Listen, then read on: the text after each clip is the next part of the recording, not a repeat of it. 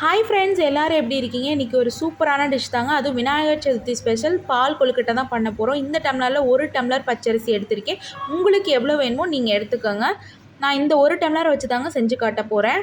ஆனால் அதுக்கேற்ற குவான்டிட்டிஸ் தான் எல்லாமே வச்சுருக்கேன். உங்களுக்கு இதை விட அரிசி அதிகமாக எடுக்கிறீங்கன்னா அதுக்கேற்ற மாதிரி குவான்டிட்டிஸும் இந்த பொருட்கள்லேயே எடுத்துக்கோங்க. இந்த டம்ளரில் 1 டம்ளர் பச்சரிசி ஆட் பண்ணிவிட்டு போதுமானதுக்கு மேலே, அதாவது அரிசி ஊற வைப்போம் பார்த்திங்களா, அந்தளவுக்கு தண்ணி ஆட் பண்ணிக்கோங்க. ஒரு 3 to 4 ஹவர்ஸ் இப்போ இந்த பச்சரிசியை ஊற வைக்க போகிறோங்க. அதாவது உங்கள்கிட்ட கொழுக்கட்டை மாவோ பச்சரிசி மாவோ இருந்தால் ப்ராப்ளம் இல்லை. இல்லைங்கிற பட்சத்தில் அதுக்காண்டி மாவு ஃபஸ்ட்டு ரெடி பண்ணோம் இல்லைங்களா, அதுக்காண்டி இப்போ அதில் தண்ணி ஊற்றிட்டு நல்லா 3 to 4 ஹவர்ஸ் நல்லா ஊற வைக்கணுங்க. இப்போ ஊறின அரிசியை ஒரு முரத்தில் நான் போட்டு காய வச்சுக்கிறேன். உங்கள்கிட்ட குவான்டிட்டி நிறையா இருந்தால் கண்டிப்பாக வெள்ளை துணி போட்டு காய வைங்க, அப்போ தான் சீக்கிரம் காயும். இதை அப்படியே கொண்டு போய் நான் வெயிலில் படுற மாதிரி காய வச்சு எடுத்துக்க போகிறேன். இதுக்கு என்னென்ன தேவைன்னு பார்த்தீங்கன்னா, அரை மூடி தேங்காயில் பாதியை திருவியும் பாதியை கீறி வச்சுருக்கேன். அதேமாதிரி ஒரே ஒரு ஏலக்காய் வச்சுருக்கேன். உங்களுக்கு எவ்வளோ வேணுமோ அந்த அளவுக்கு நீங்கள் எடுத்துக்கலாம். நான் 1 டம்ளர் அரிசிக்கான குவான்டிட்டியை மட்டும்தான் நான் எடுத்திருக்கேன். இப்போது ஒரு வானல் வச்சுட்டு அதில் நெய் 1 ஸ்பூன் ஆட் பண்ணிக்கோங்க. உங்கள்கிட்ட நெய் இல்லைன்னா எண்ணெய் எடுத்துக்கோங்க. இப்போ கீறி வச்சுருந்த தேங்காவை ஆட் பண்ணிக்கிறேன். அது கூடவே துருவின தேங்காய் இருக்குது பார்த்திங்களா, அதையும் ஆட் பண்ணிக்கிறேன். ஒரு ஏலக்காய் எடுத்து வச்சுருந்தேன் இல்லைங்களா, அதையும் இதில் ஆட் பண்ணிவிட்டு நல்லா டோஸ்ட் பண்ணிக்க போகிறேன்.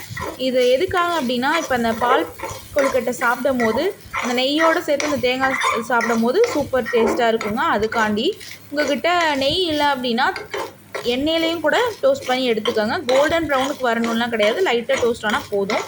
இப்போ நான் அதை எடுத்துக்க போகிறேன். அரிசியை பார்த்திங்கன்னா இப்போ நல்லா காஞ்சிருச்சு. இப்போ அதை மிக்ஸி ஜாரில் போட்டு நல்லா ஓட்டி எடுத்துக்க போகிறேன். இப்போ அதே வானலில் கொஞ்சமாக தண்ணி சேர்த்துக்க போகிறேங்க. நிறைய சேர்க்கல, 1 டம்ளர் அளவுக்கு சேர்த்துட்டு இது கூட கொஞ்சமாக உப்பு. எதுக்குன்னா அந்த பச்சரிசி மாவு ஓட்டி வச்சுருக்கோம் பார்த்திங்கன்னா, அதை போட்டு கிளற போகிறோம், வேறு எதுக்கும் கிடையாது. கொஞ்சமாக உப்பு ஆட் பண்ணிக்கோங்க அதுக்கேற்ற மாதிரி. இப்போ அந்த மாவு ஓட்டினதையும் உள்ளே போட்டு நல்லா கிண்டி இந்த பதத்துக்கு கொண்டாந்துட்டு இதுலேருந்து ரவுண்ட் பால்ஸாக பிடிச்சி எடுத்துக்க போகிறேன். உங்களுக்கு வேறு ஏதாவது ஷேப்பில் பிடிக்கணுன்னா கூட அப்படியும் பிடிச்சி எடுத்துக்கோங்க. இது கூட அதே டம்ளரில் 1 டம்ளர் வெல்லம் எடுத்திருக்கேன். எனக்கு மைல்டு ஸ்வீட் தாங்க எங்கள் வீட்டில் பிடிக்கும். இல்லை உங்களுக்கு இன்னும் கொஞ்சம் ஸ்வீட்னஸ் வேணும் அப்படின்னா வெல்லம் கொஞ்சம் சேர்த்தியே எடுத்துக்கோங்க.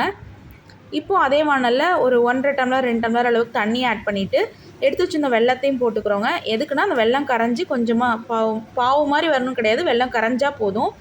இப்போ பச்சரிசி ஓட்டி வச்சுருந்தோம் பார்த்திங்களா, அதே இதில் பாதி பச்சரிசியை மிக்ஸி ஜார்லேயே வச்சு அது கூட தண்ணி ஆட் பண்ணி இதில் கலந்துக்க போகிறோம்.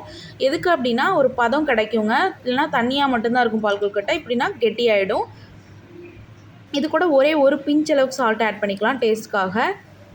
நல்லா கொதிக்கணுங்க. கொதித்து வரும்போது நம்ம எடுத்து வச்சுருந்தோம் பார்த்திங்களா அந்த ரவுண்ட் பால்ஸ் மாதிரி அரிசி மாவு வச்சு, அதை அப்படியே ஒன்று ஒன்றா ஆட் பண்ணிக்கோங்க. நல்லா கொதி வந்ததுக்கப்புறம் ஆட் பண்ணிக்கோங்க. இது கூட ஒரே ஒரு 1/4 லிட்டர் பால் அளவுக்கு ஒரு பேக்கெட் அளவு நான் ஆட் பண்ணிக்கிறேன்.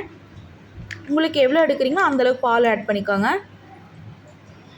நல்லா மிக்ஸ் பண்ணி விட்டு பால் பொங்காத அளவுக்கு கிண்டி விட்டே இருங்க. நல்லா கொதி வரணும். இந்த மாதிரி கொதி வந்துருச்சு அப்படின்னா நம்ம டோஸ்ட் பண்ணி வச்சுருக்கோம் பார்த்திங்களா தேங்காய், அதை ஆட் பண்ணிக்கலாங்க. கடைசியாகவே தேங்காய் ஆட் பண்ணிக்கோங்க. நல்லா இந்த மாதிரி கொதி வந்துருச்சு. இப்போ ஒரு 7 மினிட்ஸ்லேயே இப்படி வந்துடும். இப்போ அது கூடயே டோஸ்ட் பண்ணி வச்சுருந்த தேங்காவையும் ஆட் பண்ணிவிட்டு ஒரு 2 மினிட்ஸ் நல்லா கொதிக்க விட்டுட்டு ஆஃப் பண்ணுங்கள். சூப்பரான பால் கொழுக்கட்டை ரெடி. ஃப்ரெண்ட்ஸ், கண்டிப்பாக நீங்களும் எல்லாம் ட்ரை பண்ணுங்கள். ட்ரை பண்ணிட்டு எப்படி இருந்துச்சுன்னு சொல்லுங்கள். கண்டிப்பாக ஃப்ரெண்ட்ஸ், எல்லோரும் வீடியோ பார்க்குறீங்க, ஒரு சப்ஸ்கிரைப் பட்டன் தட்டுங்க, லைக் பண்ணுங்கள், ஷேர் பண்ணுங்கள், கமெண்ட் பண்ணுங்கள். மறக்காமல் எல்லோரும் சப்ஸ்கிரைப் பண்ணுங்கள். கண்டிப்பாக ஷேர் பண்ணுங்கள் வீடியோவை. நீங்களும் எல்லோரும் ட்ரை பண்ணிட்டு எப்படி இருந்துச்சுங்கிறத கமெண்ட்டில் சொல்லுங்கள். கண்டிப்பாக எல்லோரும் ட்ரை பண்ணுங்கள் friends. Happy Vinayagar Chaturthi. Thank you all.